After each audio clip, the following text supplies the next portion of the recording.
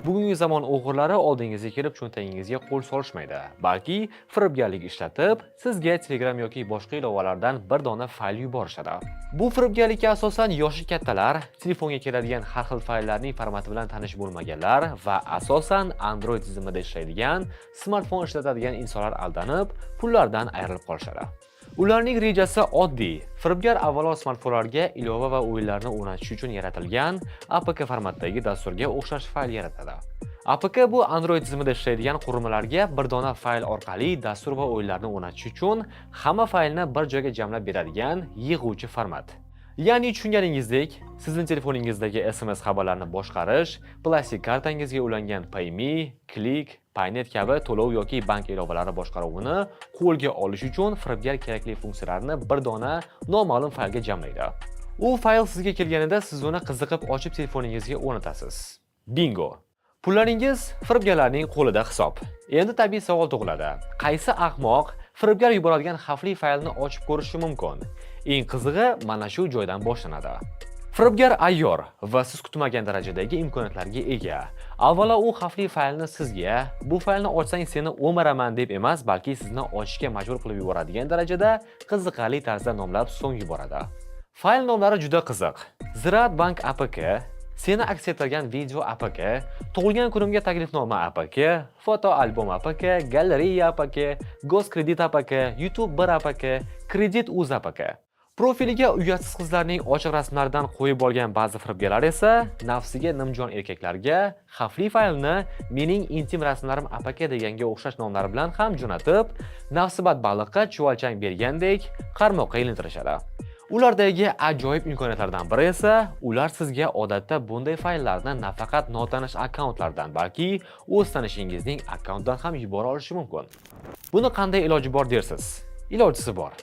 Misol, Android tizimida ishlaydigan smartfonlarga Telegram ilovasini o'rnatishning bir qancha turlari bor. Birinchisi, Play Market kabi rasmiy ilovalar marketidan. Ikkinchisi, turli xil APK ilovalari saytlaridan yoki turli ishonchsiz Telegram kanallarda tarqaladigan Telegram APKsini yuklab olib, qurilmaga o'rnatish mumkin. Odatda Telegram kanallarda bunday Telegram APKlari sodda qilib aytganda quyidagicha izoh bilan tarqaladi. Agar siz ushbu Telegramni o'rnatsangiz, Telegramning pullik premium obunasi sizda bepul bo'ladi. Tekin pishloqni tagida esa qopqon bor yoki pishloqni o'zi ham quruq gap bo'lishi mumkin.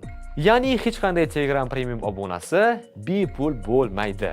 Tanishingiz unga ishonib, o'rnatib, so'nggini o'chirib yubormasdan oddiy Telegram ilovasini ishlatyapman deb firibgarlar xavf joylashtirgan Telegramning virus ilovasini ishlatib yurgan bo'ladi. Xullas, sodda qilib tushuntirganda, bu xuddi qo'shningiz sizga Navro'zda sumalakning ichiga COVID-19 virusini joylashtirib olib chiqqandek gap. Covid sizning sog'lig'ingizga hamla qilsa, bunday turdagi APKlar sizning hamyoningizga hamla qiladi. Xo'sh, ulardan qanday himoyalansak bo'ladi? Birinchisi, avvalo tabiiyki bunday shubhali faylni ochmaslik lozim. Ikkinchisi, agarda ilovani ochib o'rnatishga ulgurgan bo'lsangiz, zudlik bilan ilovani va Telegram akkauntingizni ham o'chirib yuborishingiz lozim. Agarda sizning ham akkauntingizdan boshqalarga avtomatik ravishda virusli fayl yuborilgan bo'lsa, yozishilgan xatlarni hammasini o'chirib tozalab tashlashingiz kerak. Telegram akkauntingizni butunlay o'chirish uchun my.telegram.org saytiga kirish kerak. U yerda akkauntingizga ulangan telefon raqamingizni kiritasiz. Telegram esa sizga maxsus kod yuboradi. Ushbu kodni kiritasiz va Delete account, ya'ni hisobni o'chirish tugmasini tanlaysiz. Shundan so'ng Delete my account tugmasini bosib jarayonni tasdiqlang va akkauntingiz darhol o'chiriladi. Uchinchisi, keyingi o'rinda sizga bunday faylni yuborgan tanishingizga aloqaga chiqib, bu haqda uni boxabar qilishingiz va u ham o'zidagi Telegram ilovasini va agar imkoni bo'lsa, akkauntini ham o'chirib yuborishi lozim bo'ladi. 4-qadam. To'lov tashkilotlarining ilovalariga kirib, u yerdagi qurilmalar bo'limiga o'tib, o'z qurilmangizdan boshqa qurilmalarni chiqarib yuborishingiz lozim. 5-si, plastik kartalaringizga ulangan telefon raqamingizni o'zgartirishingizni ham unutmang. Bu ishni bankomatlar orqali amalga oshirish mumkin.